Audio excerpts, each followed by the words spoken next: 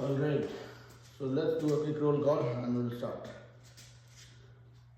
Mostly it doesn't happen, but today I kind of got a little late. So we have Anshu, Arya, Aryan, Dhanushri, Neil, Prisha, Rehan, Sarah, Shravya, Vihan, and Vishal.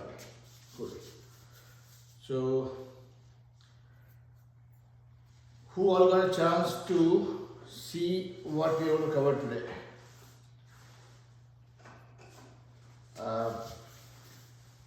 So, yesterday whatever we covered, it's going to be an extension of that. So, Praneeth, maybe you can move a little bit to this side so that you can, yeah, now I can see you better.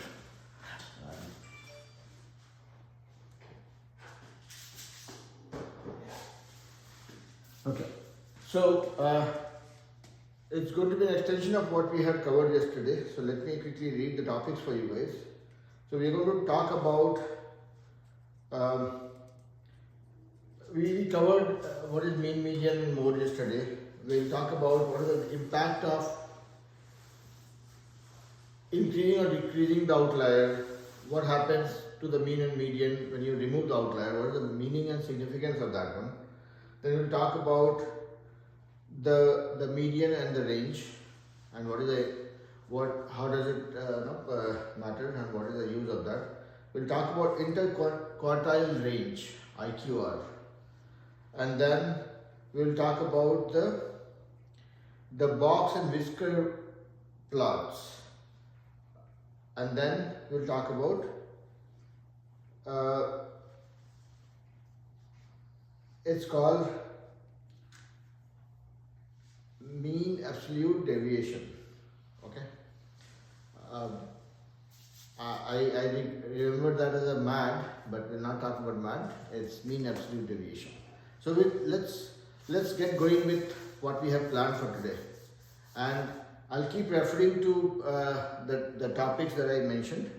But any questions that you guys have with respect to what we covered yesterday, or any doubt with respect to what I mentioned just now?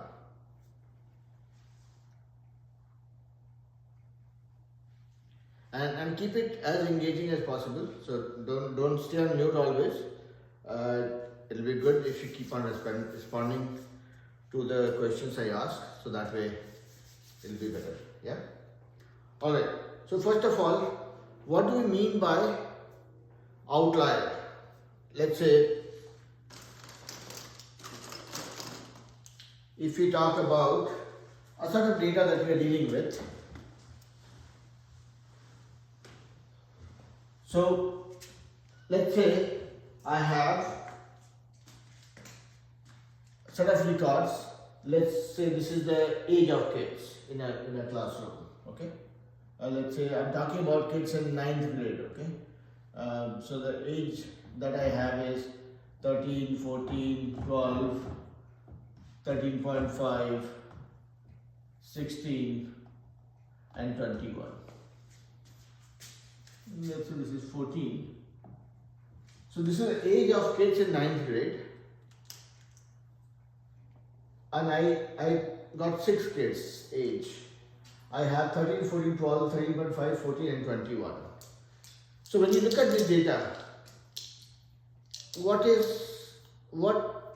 could be a potential candidate for being called an outlier?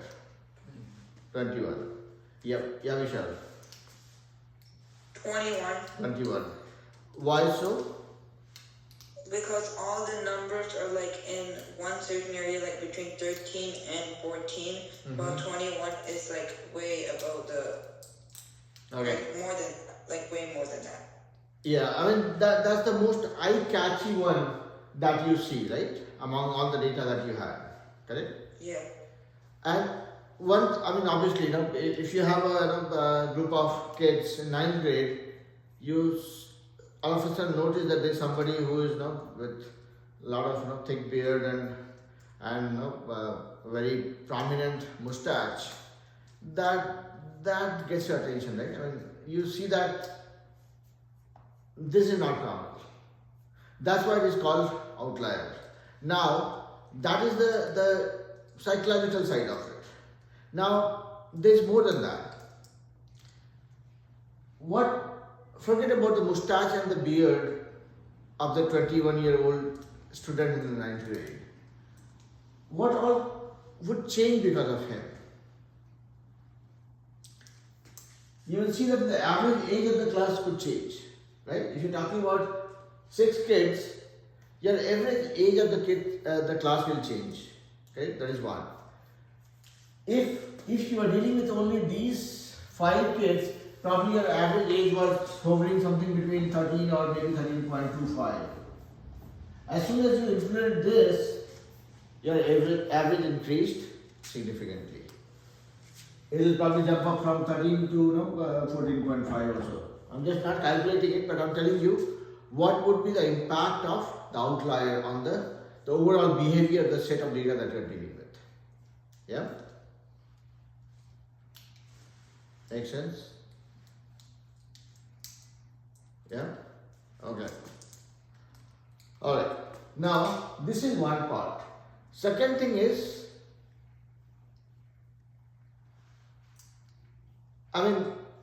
so let's say if you have data like this, okay? One thing is your mean would change. If you have any unreasonable or an outlier in the record, your mean would change, your average would change. Would your median also change?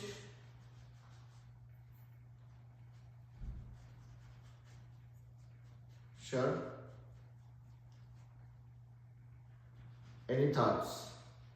Wait, what? Can you say it again? I'm saying if you have an outlier, would your median also change significantly? Doesn't that just depend on like that specific set? Because like if the two numbers in the middle are the same, then it wouldn't change. Okay. Some more thoughts? It depends, like, if it's an even number, because if this is an even number and there's two numbers same in the middle, and if you add it and divide by 2, you will have 12. Let's say the middle two are 12, and if you add it and divide by 2, it will be 12, but if you add a number, it'll just be 12 in the middle. Okay. Kind of depend.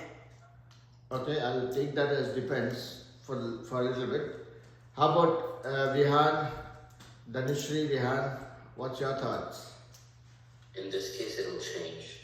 In this case, it change. See, there's one more thing that you guys might want to consider. Okay, before I open my mouth. Dhanushri, your thoughts? I'm not sure. Okay, see now look at it this way. You're looking at outlier. So before I go there, okay. Now let me do one thing. I'll just open the garage.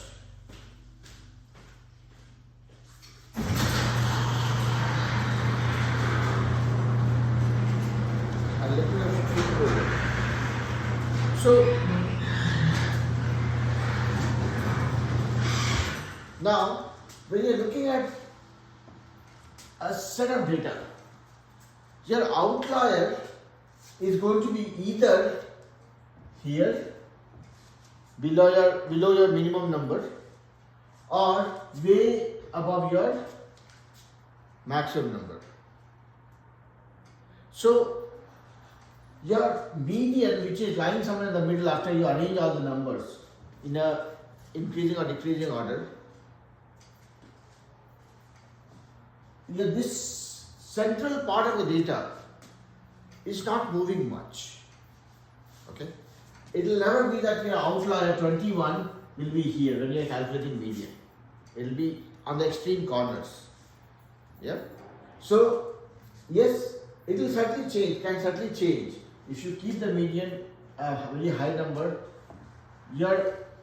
depending on whether it's an even number of records or odd number of records, it might move a little bit here and there, but in most of the scenarios, 99% of the scenarios, your median would not change much.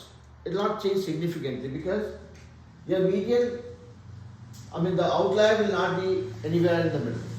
And your median is all about the middle record when you arrange them in a increasing or decreasing order. Okay? So the outlier doesn't change your median much. It will certainly have impact on your mean, because this is when you are taking everything into account. When we calculate the median or try finding out the median, you're always focusing on what is the center of all my records, and outlier is not falling in that category, or that is not in that set of records, so it doesn't impact the median much. So would be the case with mode. Your mode would also not change, because your mode is all about the maximum occurrence of a record in the set of data that you're dealing with. Outlier is an outlier. You cannot have 10 outliers, right? So it will not impact the mode also. It will not impact mode at all.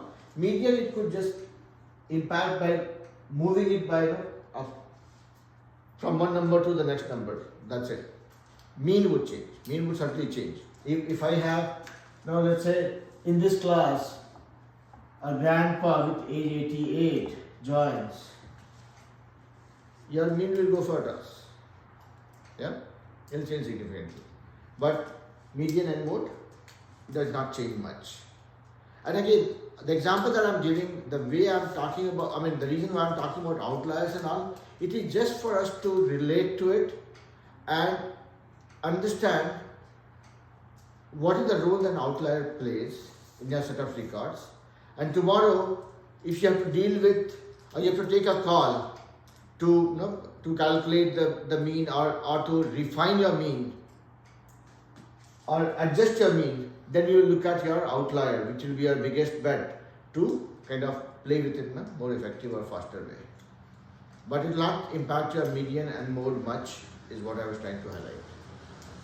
Does it make sense, or you guys see a reason to disagree?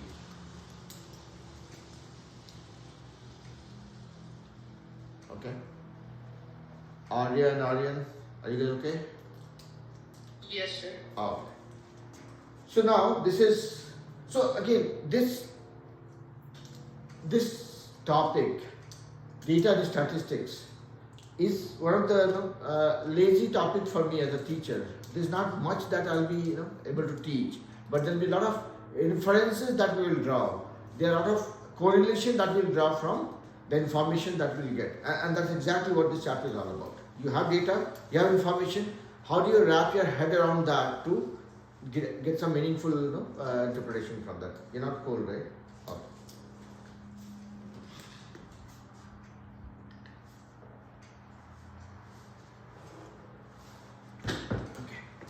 Now, there's one more thing that you will come across when you talk about data and statistics, that is called range.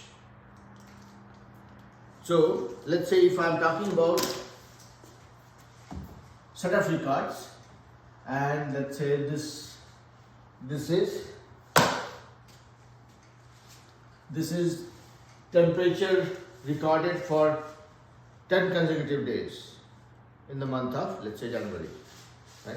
So let's say the temperature was 55, 43, 29, 18, 61, 68, 54, 3 plus 3, 6 plus 1, 7, 59, 62, and 18, or maybe 19. So this is sort of this is captured as the maximum temperature or minimum temperature for 10 days in the month of January. Now from this data, obviously you can find out what is the average temperature for those 10 days. You'll be able to find out what is the median and what is the mode. If there was reoccurrence of a certain temperature, right? You can probably say no, there was no mode here, right? Everything was same. So if I put this as 18, you will say mode was 18, where the same temperature reoccurred twice in those days. So mean, median, mode we can find out. and that has some meaning to it. Now, if I say, what is the range of this data? What do we mean by that? Yes, Vishal. A is the highest number subtracted by the lowest number. Okay. Right. So basically, when you look at a set of records, the range tells you how much is the variance. So if you look at statistics as a topic itself, it primarily revolves around the variability in the information. If you have all 20 days, same temperature, 45 degrees, there's no need to deal with statistics. So statistics is actually a platform or a tool or an approach that helps you deal with the variability in the information, in the data, in the information, and then derive some conclusion from it by doing different analysis or kind of relating to that information and finding out some meaningful information out of it. So now, if as Vishal said, range is nothing but the difference between the lowest and the highest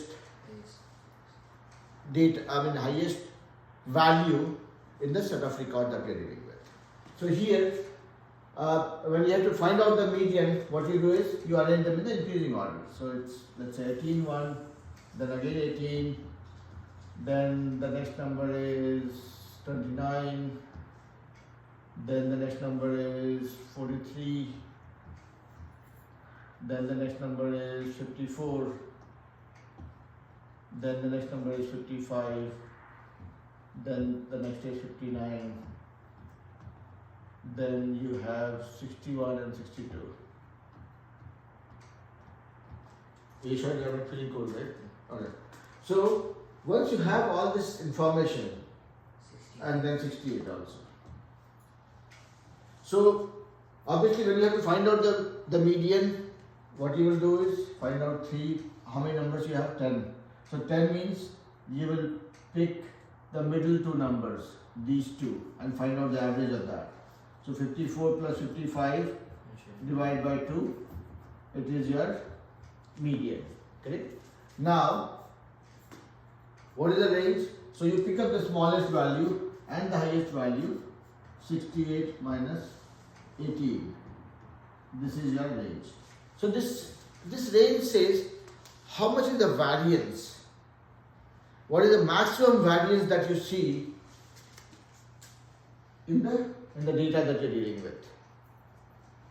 More the range, more is fluctuation in the information that you have. Let's say you look at this as the number scored by all the students in a particular test.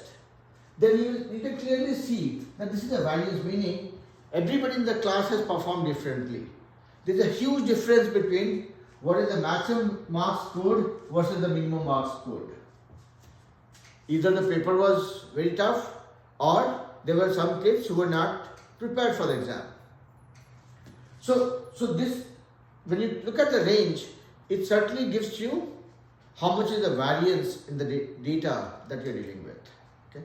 So everything that we have done, be it mean, median, mode, or plotting of graph, drawing some interpretation from that, doing dot plots or doing histogram that we have dealt with so far, every information is looking at this data, plotting it, capturing it, and then deriving some interpretation from that.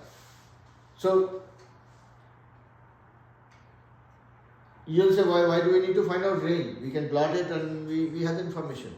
So same way, when you have a range that tells you how much is the fluctuation, what is the difference between the rank 1 versus somebody who did not do well in the exam, right?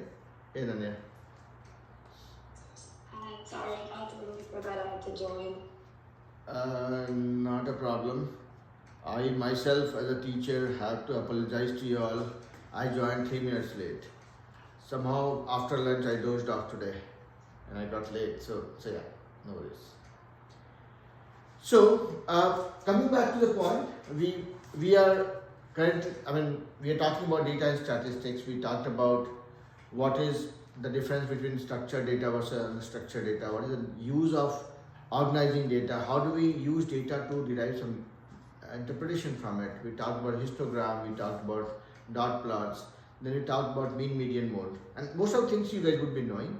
I'm just trying to give a different perspective to it, meaning how do you interpret or how do you convince yourself that why do we even need to study this topic, statistics? How the same information presented in different ways gives a different purpose or objective to people who are looking at that information. So right now we're talking about range and what is the purpose of the range and how does it help? Is this part clear to everybody? Everybody on screen?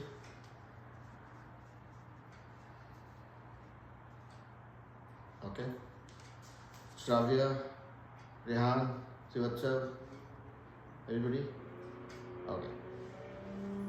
Alright. Now, and I just called out some name, that doesn't mean I don't want to hear yes from everybody else. So yeah. If anybody has any doubt, any confusion, any question, or you would want me to pause before I move on, just let me know. Now, next thing that we want to understand is called IQR. It has nothing to do with IQ. It is interquartile range. And that is another way to dig into the data to understand what's the variance, how things are changing, and how does it need to be read to be kind of used in the proper way. Okay. Any idea, anybody in the classroom, if you want to talk about what is interquartile range, I would want to hear from you guys. Vishal, I'll give you the second chance. Let's see if anybody else wants to talk about it. I want to make sure that everybody gets to participate. Anybody else apart from Vishal?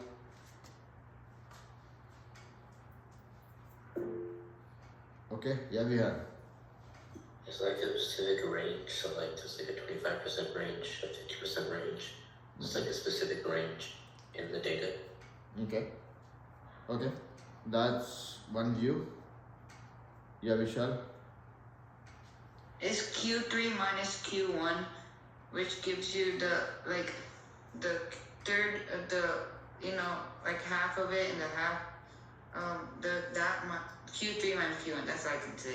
Okay, so that's a very mathematical definition, and I would not say that is wrong, but you guys have to always keep in mind that your teacher is not very intelligent. You have to teach me like the way you will teach a child. So if anybody can explain me what is the IQR in a more simpler way, yeah. Splitting the data in like half almost, and then trying your best to split it. Mm-hmm. And then there's the lower quartile, which is your lower, like you first arrange it in Mm-hmm. least to greatest, and then your lower quartile would be the lower half, and you can find the range of your upper quartile, and then you can find the range of your upper quartile, which would give you like so this is how it's changing from the median up, Mm-hmm. and the variance from median up, and then variance from median down. Okay. So yeah, I heard a couple of point of view, and that certainly helps me to kind of put my head around it. So let's look at it. Okay. So let's say I have, let's say some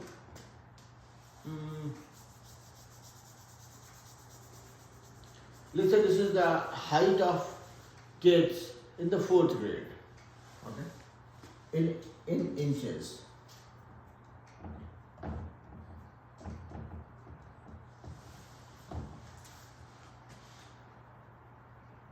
I don't want to be mean to some kids, but yeah.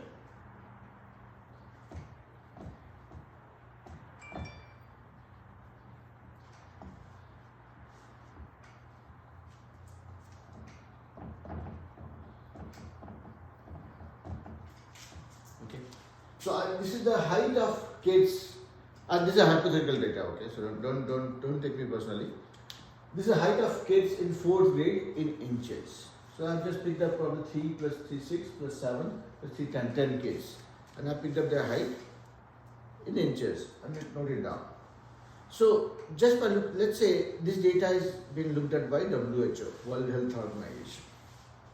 What they will do, they will try to find out the trend. What is the average height of the kids in that grade? If there are some kids who are looking below average, what could be the potential reason for that? Is that because of malnutrition? Is it because of some other reason? If somebody is way too tall, is it because of some genetic reasons, or is it some other thing that we need to be aware of? So that accordingly, they can give some dietary recommendation to the parents and to the school. Okay? So this is the information. Now, for anybody to look at this data, this is all haphazard, unstructured data. Nobody can make any head or tail out of it. Obviously, you can find out the average, sum them up, and divide that by 10. That gives you the average height. So it tells you that this is the average height of the kids. Now, there's another way to find out the mean and median mode. Obviously, first thing you will do is you want to arrange them in the increasing order. So it is 29, then you have 36, then you have 39, then you have 45, then you have 48, then you have again 48, then you have 49, then you have 51, 51 and 65. 65. So just now I arrange them in the increasing order. Okay. So after having arranged them, we are trying to find out the median. Okay. So we found we have 10 records. That means we have to look at 4 records we have to keep this side and 4 records we have to keep this side. These two are going to give me the average or the median. So average of these two is 48. So this is my median, which is pretty much in line with when you find out the average of this one or the mean, it will be somewhere closer to that only. I'm just picking a guess. I've not done the calculation, but this is the more likely looking like the average height of the kids. Now, if you look at this data without trying to do any calculation, you see that we have put the data or organized the data in an increasing order. Yeah. This side of the data, this is my median or the center of the data. This side of the data is talking about the kids with a lesser height. This side of the data is talking about the kids with a above average height. So when you talk about IQR, interquartile range. So what the purpose is, saying that okay fine, find out the average or the mean on this side, which will be more like the first quarter, and find out the average or the mean of the information on this side, that will be more like the third quarter. I mean, imagine this way: first quarter, second quarter, third quarter, and fourth quarter. Right? I mean, that's how you can visualize it. So here, the average between these two is your first quarter. This is where you are hitting the halfway mark, your second quarter or the half. And this is if you find out the mean of this side of the data after the mean or the average that you find, that will be the third quartile or third quarter of the data. And this is the final one. Yeah.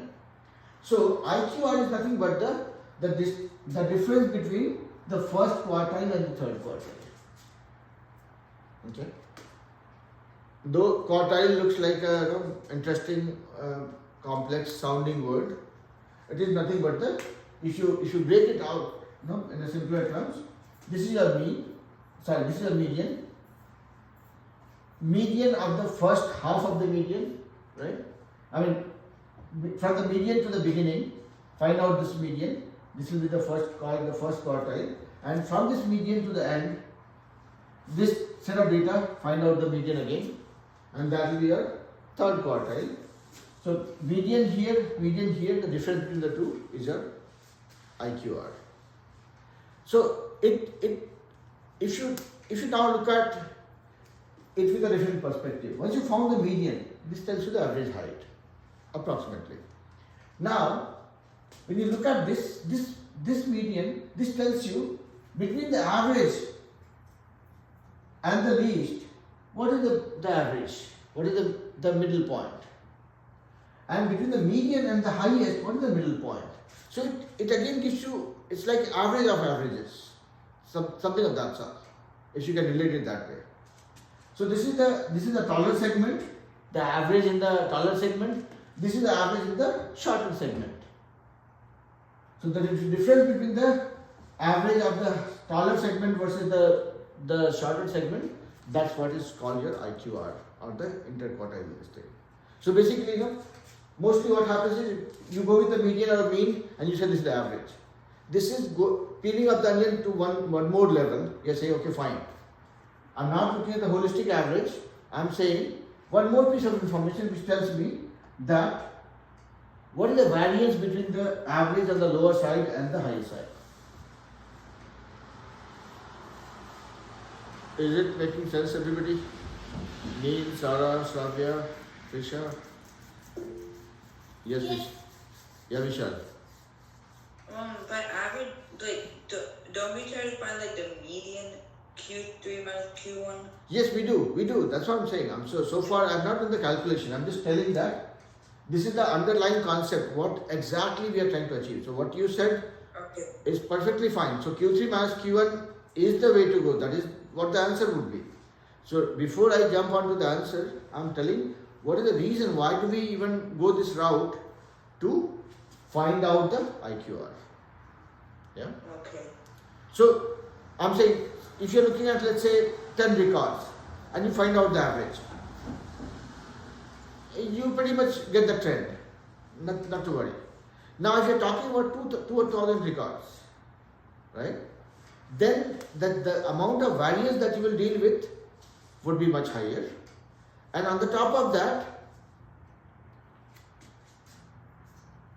if you have outliers, you might, and I mean again depending on the data concentration, right? Let's say your maximum record is on this side or the median, and you have less records on this side. I mean less records as in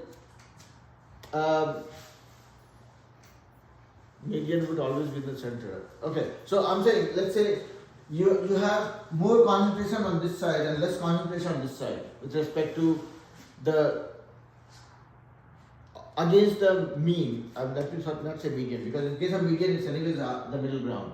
Both sides you have equal number of records. But I'm saying if your mean, if you look at mean, which is the average of all the records, if you have more concentration on this side and less concentration on this side, this IQR will tell you that okay, you have more density of record here in the center. That's why. And what is the trend? Is it leaning this side or this side? That would give you a clear view. Let's say if your IQR, okay, let me try making a little more sense. Okay, so here, let's say if your IQR is 50 versus 10, what does it mean? When your IQR is more, meaning the distance between the third quartile and the first quartile is more. If your IQR is 10, meaning these two are even closer, meaning your data is concentrating more around the center point basically, which is your mean or median. Is it making sense? So again, if you try relating it this way, okay, the simple thing is this: we are trying to find out where is the focal point of the data that we are dealing with. If your IQR is very high, meaning your first quartile and third quartile are way apart, that means your data is quite widespread. If your IQR is less, meaning your first quartile and third quartile are not as far apart, the difference between the two is, let's say, 5 or 10, that means your data is more concentrated towards the center, meaning everybody, the averages and the actuals of all the thing is pretty much in the center. Let me give you guys one example, quick example that will probably make more sense. So let's first try finding out the IQR for a random number, and then we will look at another scenario. Let's say I have 5 records, okay? 45, 65, 29, 54 and 36, okay? If I have to find out the median, it will be, let me arrange it, 29, 36, 45, 54 and 65. So this is my middle number. So my median is 45. Now, what will be the IQR? So what IQR says is, how do you find IQR? You find out the median, and if the number of numbers you have is odd, then you exclude this one. Now you have these two and find out the median of this one. You have just 2 numbers, the median of that will be 29 plus 36 divided by 2. So that will be 65 by 2, 32.5. So my first median, lower quartile value is 32.5. And now this one, the first quartile, sorry, is 32.5. The third quartile will be the median of these two, which will be 54 plus 65 by 2. That is 119 by 2. 119 by 2, that is 59.5. Yeah. So what is my IQR? IQR is nothing but third quartile minus first quartile. So 59.5 minus 32.5. 59.5 minus 32.5. That gives me 27. Yeah. Are you guys with me so far with respect to how I have calculated IQR?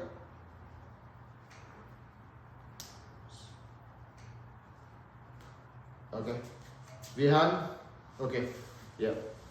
Shravya, very quiet. Rehan? Are you guys with me? Yes, sir. Okay. Alright. So we found the IQR as 27. So what we are trying to do is, here in this case, we found the IQR as 27. Now let's get another set of 5 records where there is not much of fluctuation. Okay. So let's say if I have 5 records, the numbers are, let's say, 44, 49, 51, 48 and 53. And let's try finding out the IQR in this case, and then try relating these two and see, what does it mean. So here again same thing we have to arrange. So it becomes 44, 48, 49, 51 and 53. So here this is my median, and since I have 5 numbers, so I have to find out the median of these two, which will be 44 and 48 by 2. 44 plus 48 by 2, that will be 46. And here it will be, this is my lower quartile, first quartile value. And then the median of the third quartile will be 51 plus 53 by 2, which will be 52. Now, if you look at IQR here, it will be 52 minus 46. How much is that? 6. Now look at this IQR. For this guy is 6. And look at this IQR where the value is 27. Just by looking at the IQR value, you can see that this guy has less of variance in the data. This guy has lot more variance in the data. It's ranging, see again, the range here is 29 to 65. Range is 29 to 65, which will be 35 plus 1, 36. Range is 36. Here the range is 44 to 53. Range is 9.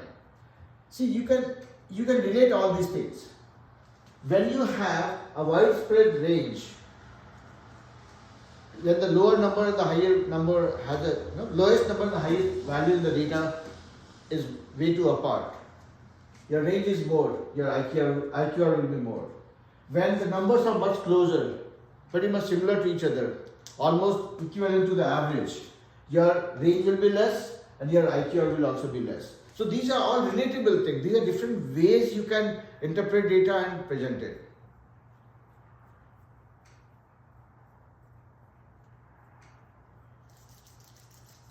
Is everybody with me? Neil, Sarah? Yes, sir. Okay. So, yes, Behan. So is there like any situations in like the real world where you could like use this? Every day.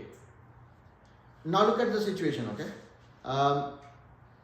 In Dallas, we had temperature fluctuation, the highest temperature, let's say, for the month of January. It ranged from, till date, I would say it ranged from 25 till 65. Right? What does it mean? That means my IQR is very high, my range is also high. Now, okay, interesting to know IQR is high, range is high. What do we do with that information? Now think of this from the state grid's perspective. The state grid has to be prepared that if there is so much of fluctuation, that means there will be so much of fluctuation with respect to electricity consumption also. That means I have to produce electricity accordingly and do enough supply. Because if the temperature is fluctuating from 25 to 65, that means there will be some super cold days when if there is not enough electricity supply, that could be lethal for people, right, who have to go through it.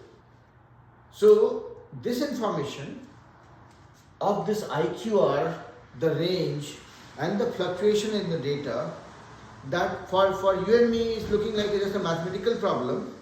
It's actually a much bigger problem for the state grid and the government, right? Think of those unfortunate homeless people who don't have homes to live. And then this kind of extreme weather they end up coming across. They need to be prepared, government needs to be prepared, local authorities need to be prepared, and the state grid needs to be prepared. And then we as family, we have to be aware that during those extreme situations, even the stores might close. There might be, black ice on the road. You might not be able to drive. So that means we have to arrange groceries and keep things ready with us. So all these are the practical relevance of the data that we need to kind of absorb and be prepared with. Yes. So remember one thing. And Vihan, I like the point that you asked me a question that what is the practical relevance of it, right? Because I would not, that would be the last day in my teaching journey if I asked you guys, no, don't worry about the implication of things, you have to just learn it so that you can get good grades. No, I'm not here to teach you guys just for you to get a good grade. I'm here to teach you guys to make maths much more relatable subject. That's why I start with a very lame example, right? I ask you guys to give me a very, a kid's definition of things. Because if we relate, if we appreciate what we are learning, it stays much longer. Yeah? That was an extra load of gyan, but yeah. It's relatable, yes. That's a summary. Yeah? Alright. So now, do we want to be mad about what we have learned?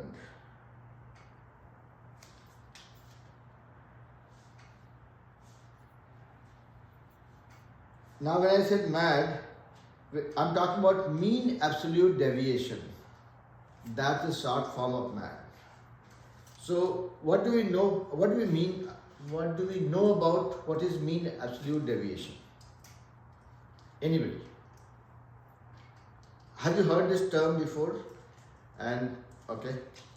And can you try to explain that to me? Because once you find out the mean average deviation, the next thing that you will end up learning would be standard deviation.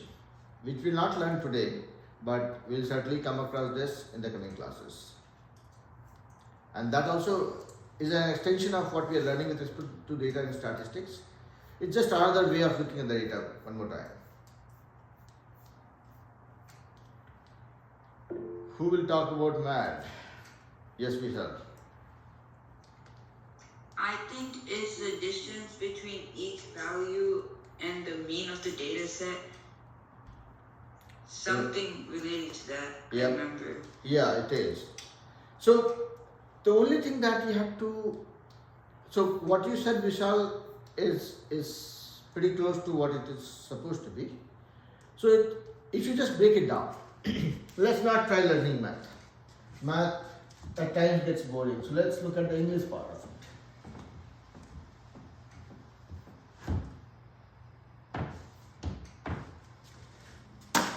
What happened, Arya? You're not talking today? All very quiet? Fine? You're okay, right? She's listening from my phone, sir. Oh, okay, okay. Now I'm just making sure that I'm not wasting anybody's time. If somebody is there in the class, they should be, with me. So yeah, I'm just checking that, no? It should not be that, oh, this old man is going to eat up 1 hour of our time. Okay, alright, let's go back to this one.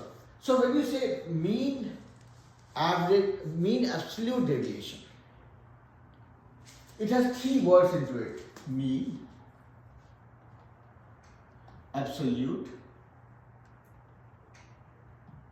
and deviation. Okay. That is what we will stick with. So now let's not overwhelm ourselves by thinking that, oh, this is another term that we have to learn, this is another formula that we have to learn. No, nothing like that.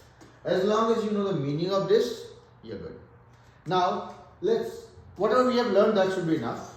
We're just trying to find out the mean of absolute deviation or mean of the absolute deviation against the mean. So let me not get more mean with you guys, and let's do one problem. Okay.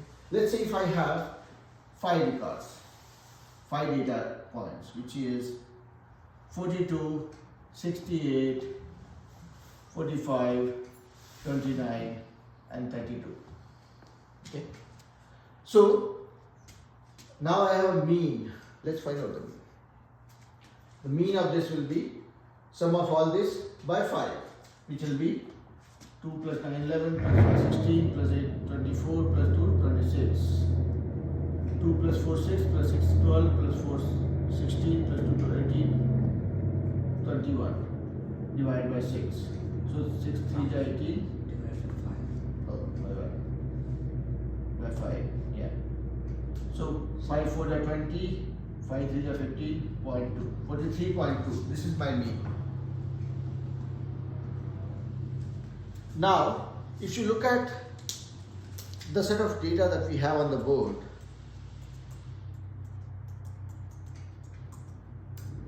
we have some records lesser than this, some records bigger than this. I mean, some numbers are smaller than this and some are bigger than this, the mean. Right? That is how we have arrived at the mean. Right? Go ahead. Sit near the heater so that you feel warm. Okay? Oh, careful. Sorry. Don't hurt yourself. Okay. Yeah. Sit here. We have 5 more minutes. We'll finish up this class for the elder ones, then we'll start for you guys. Okay. Are you guys feeling cold? No. Okay. Alright. So here, when we found the mean, we see that this mean is higher than some of the records and lower than some of the records, which is normal. Look at the word absolute. Absolute. Mean absolute deviation, meaning how much is the mean deviating from these value in absolute terms. That's what you have to find out. Meaning, you pick up every record one by one. You pick up 42. What is the difference between 42 and 43.5? Find out the value and put the absolute of that. You will not go with negative or positive thing. Okay. You'll find out the absolute difference between these two. Then pick up the second number and see how much is that different from this value. Take the absolute of that. And then likewise you do it with all the three numbers. Okay? 45 minus 43.5, absolute of that, plus 29 minus 43.5, absolute of that, plus 32 minus 43.5, absolute of that. So what we are trying to do here is that find out what is the difference, what is the deviation against the mean with respect to each and every number. Find out the deviation and look at the absolute value, meaning when you do 42 minus 43.5, you get a minus 0.5. Here you get a plus, here you get a plus, here you get a minus. Discount the minus thing. Only look at the positive value, the difference of the number that you are talking about. Oops. My laptop restarted. Just wait.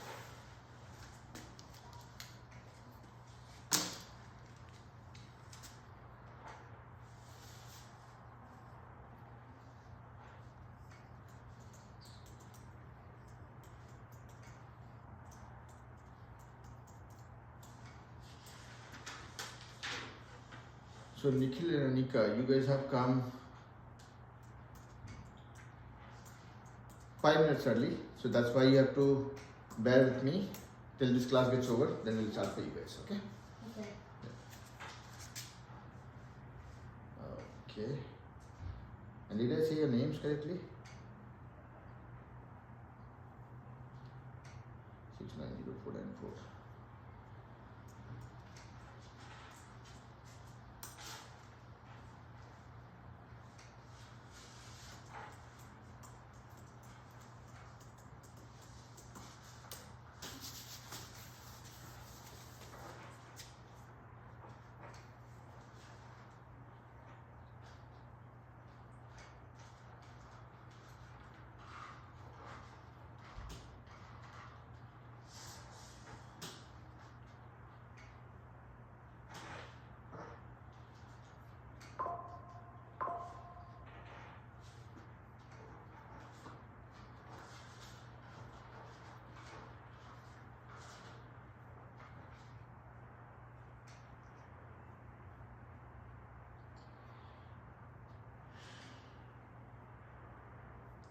You're sure not cold, right? A little bit? It's very cold outside. How much is the temperature? No, I'm asking, are you guys feeling cold here in the classroom? No. No. That was my question.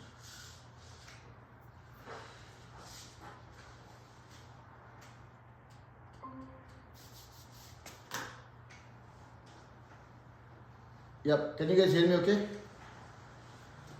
Yes. I got kicked out from my own meeting. Okay.